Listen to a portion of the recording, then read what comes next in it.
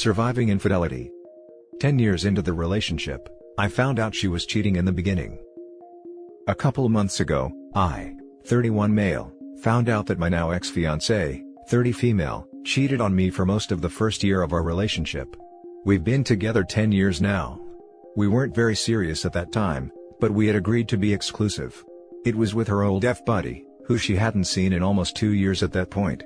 He was her high school crush, and while she didn't lose her first time to him, he lost his to her, and he was really her first actual anything. She hadn't seen him in almost 2 years, but apparently, he had been texting her to hang out for months, and she kept saying no, that she was with me, until she eventually gave in. Apparently, he had gotten much better at X, and that ended up being a thing a couple times a month for about 7 months. She only stopped seeing him because she got an STD.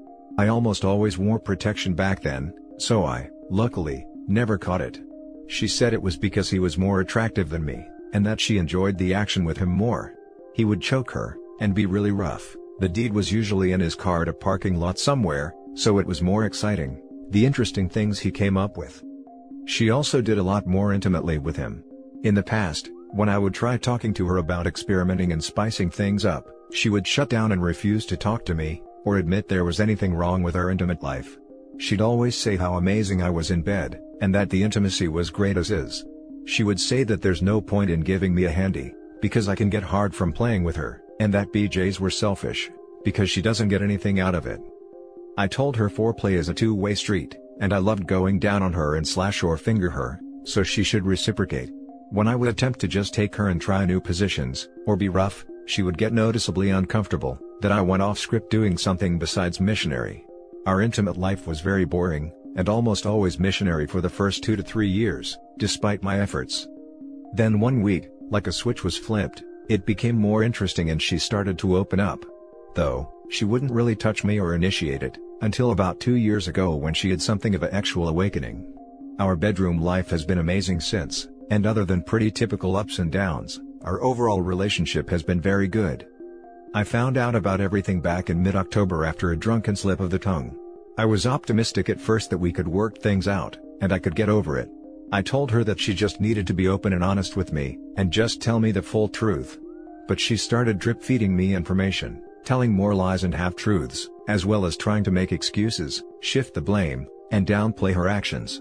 After a week, I had her go stay with her brother. Things kept getting worse, and I broke up with her around Thanksgiving. We both started going to therapy, and barely spoke most of December. Now she wants to try couples therapy, to fix the relationship. When we were talking the other night, she said that she didn't feel guilty or regret sleeping with the other guy, until we broke up. That since it was a casual relationship, and I was open about not being interested in anything serious, she didn't view it as cheating. But now, she understands how hurtful and selfish her actions were, and that she should have been honest with me. She has since said that she did regret sleeping with him, but had just forced herself to not think about it for so long, that she forgot how guilty she felt. I have a hard time believing her. I don't really trust anything she says. It feels like she's just terrified of being alone, and just trying to string me along to get things back to normal. Since we started talking and seeing each other again around New Year's, she's seemed genuine and sincerely regretful. She's making much more of an effort to work on herself and do more things for me. But, I don't really want to give her the benefit of the doubt that this effort will stick, because it's so hard to trust her.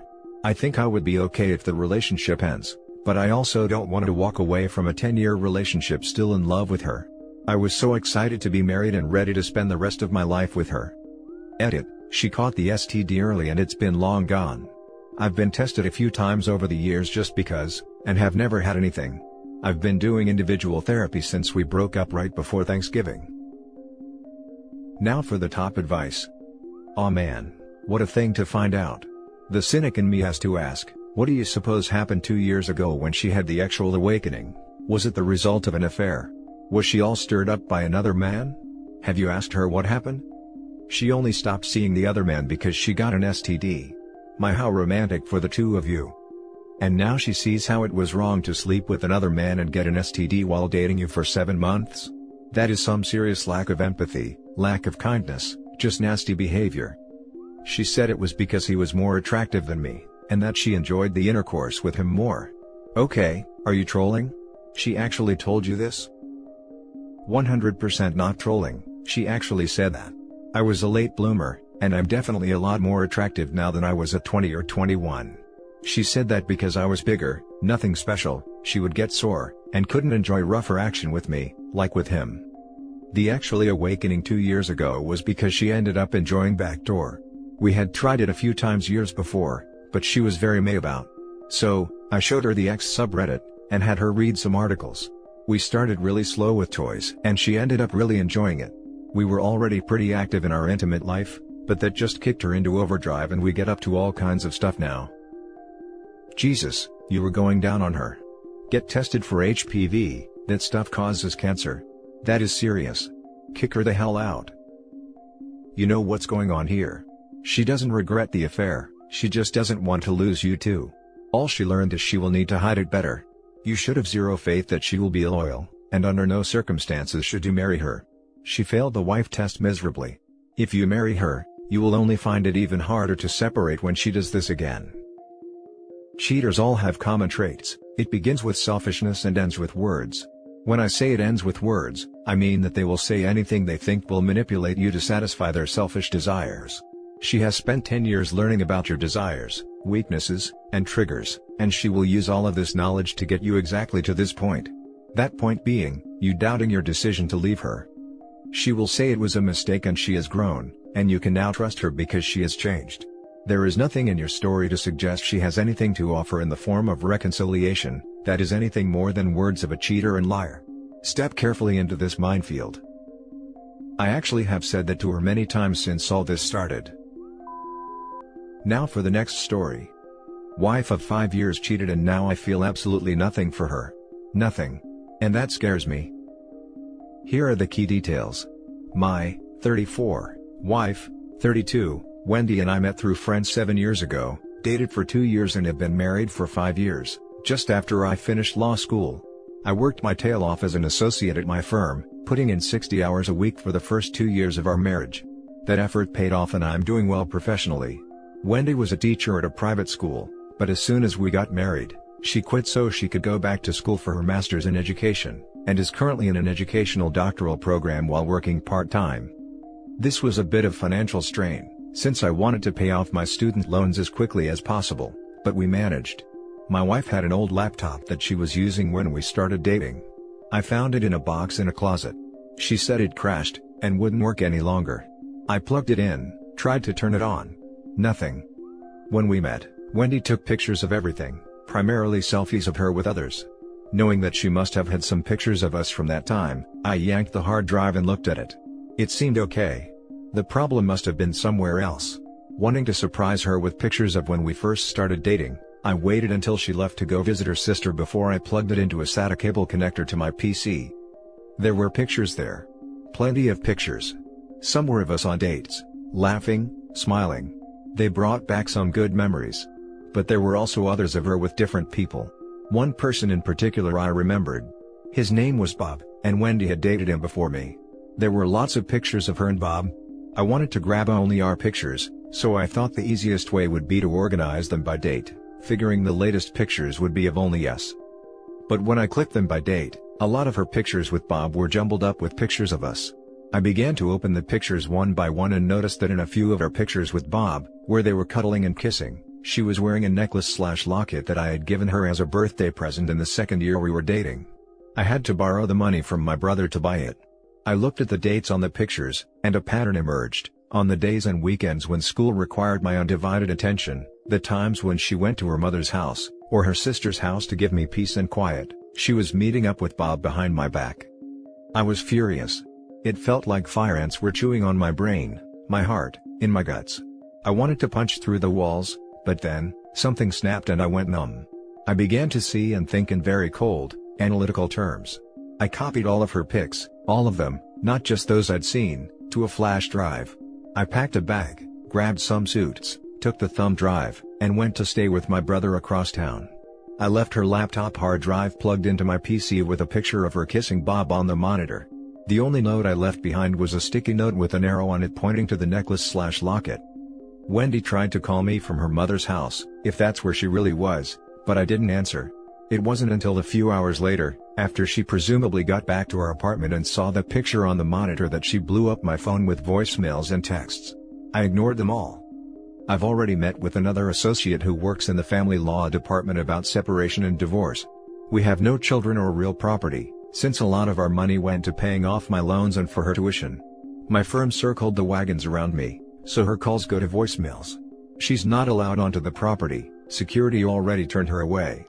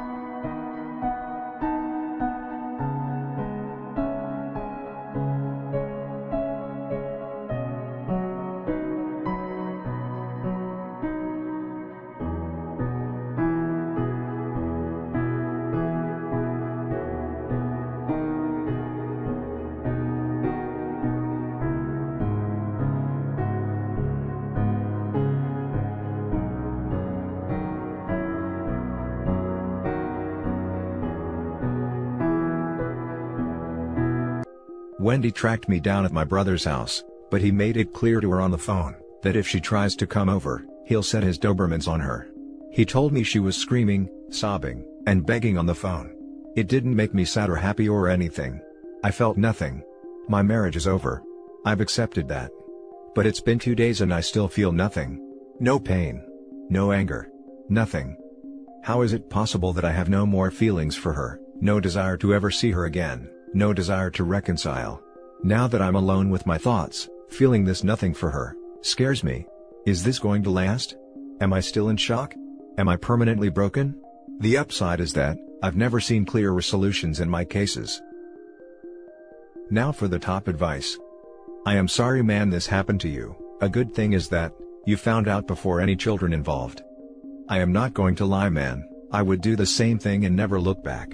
Though I think eventually you will meet with her and her sob story. I was lonely, it was nothing, I realized I love only you etc.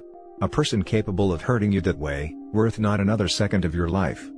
As for feeling nothing, it's the shock of finding out that the person you love never existed. It's a self-defense mechanism that unfortunately will wear off and the pain will come. Shield yourself with loved ones to get through it. Mourn her then like she died, and move on to someone worthy. I was lonely, it was nothing.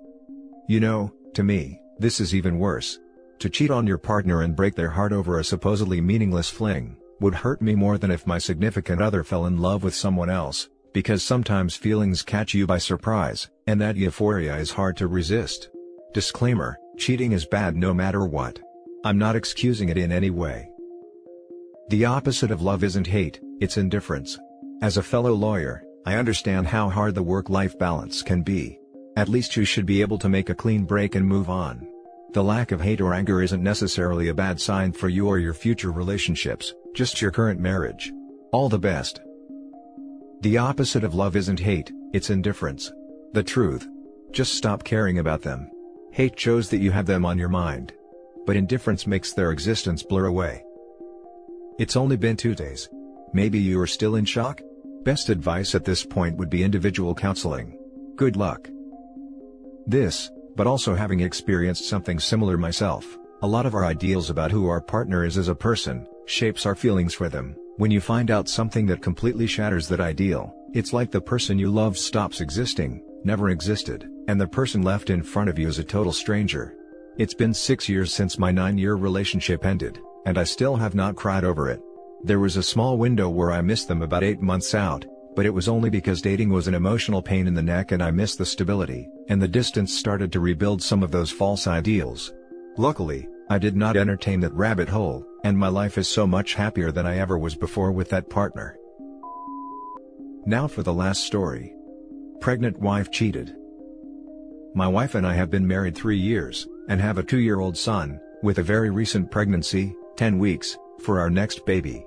We both work from home, and have been locked down for the past year almost, so living and seeing each other every day, none of which I am complaining about. I actually love being with the family. There are other stressors in my life though. I have low self-esteem, I stress about money, I stress about my extended family's health, I stress about my job. But I try not to let any of this affect my family life, at least with my son. My wife is fully aware of the stress I feel though. I have expressed I am stressed enough times, and I accept most of it cannot be changed at this time, COVID. My wife and I are open with each other on everything, at least I thought, and we both have our faces registered for unlocking on each other's phones, Face ID. I had full trust in her and never once doubted anything she was doing on her phone, no matter the hour or even lack of response while she was on social media. I let her have it, because I fully trusted her. Cut to last week, and I was just bringing her phone to her from another room. The phone was lying down flat, and I turned the screen to face me like I generally do, expecting to see her home screen pic of our son. Instead it opened to her photo gallery, and I found some barely clothed pics, and one incriminating one of her lying down and slightly pulling her underwear. I didn't want to believe what I was seeing and handed her the phone. But it was killing me, and I had to confront her, to ask what those pics were. This is where the lies start. Her first response was to just say, "I want to feel good about myself before I get the bump from pregnancy." I called BS on that, and said you don't take pics in those poses for that. She confessed that she was sending them to someone, but that's all it led to. I didn't want to know who or how it happened, I was coming to just process everything. I chose to ignore it for that day, mostly because I was in shock, and also had to take care of our toddler. I was distant the whole day, not wanting to be with her. I wanted space. I browsed Reddit, Quora, any forum for info or advice that night. I had no one to talk to, and nowhere to go in lockdown. I barely slept, and the next day I demanded to know who it was. Turns out it was a guy from work, and they had been using their work team's chat to communicate. I asked her how far it went, and she said just the pictures, nothing more. I suspected more BS, and then asked to see the chats on Teams, and on Instagram. She was hesitant, she didn't want to show me in fear of not wanting to hurt me. Yay, I know, should have called it. I was getting more upset, but wanted to give her the benefit of doubt, but I told her I cannot continue until I see the messages. She gave more excuses of not wanting to hurt me, but I was beginning to see a pattern. The next day was a work day, and because we share an office in our house, I could see a few times she was furiously typing away on a Teams chat. No guesses who it was. I confronted her after work, and she still did not want to show the messages. I gave up. I told her I need to see this, otherwise we are separating. She came to me the following day and confessed that she lied. They did meet twice, and the last time was a week earlier when all they did was kiss. I got incensed. How could she? I knew they didn't just kiss, and compounded with all the trickle truths, it was even crazier to think I'd believe that. I demanded then and there to show me the chats. I knew she had deleted the messages on Instagram, and the slimy affair partner was trying to purge his chat messages. The sheer volume of messages was telling. I was reading messages for a whole 2 hours, going back 3 months. It started off flirty, then crossed a line becoming actually charged, even expressing how they would screw each other. She was pining for him on the chats, and what was the worst was that, they both stated what they were doing was wrong, but continued with it. Now, we're in lockdown here, so can't really go out, except for groceries etc., yet these two decided their escapade was worthy enough to forego the lockdown, and our marriage. We've been fighting every day since. I don't think she's remorseful, even though she says she is. She is becoming headstrong, suggesting that she also has her feelings, and that she doesn't have to live like this. By this, I mean me looking through her phone now, not trusting her. She blames the affair on me not being intimate with her, not giving her the attention she needs. I tell her she has broken me, and thrown away our marriage, but she wants me to just get through it so we can mend the relationship. Writing this down, it feels like I am being a chump and taking all this. Maybe I am just weak, but I am scared of how our children will be as I love them so much. We have marriage counseling in 2 days. I am bracing myself for the criticism from her, and if she uses that as an excuse for what she did. I need some guidance on what to do. Should we separate?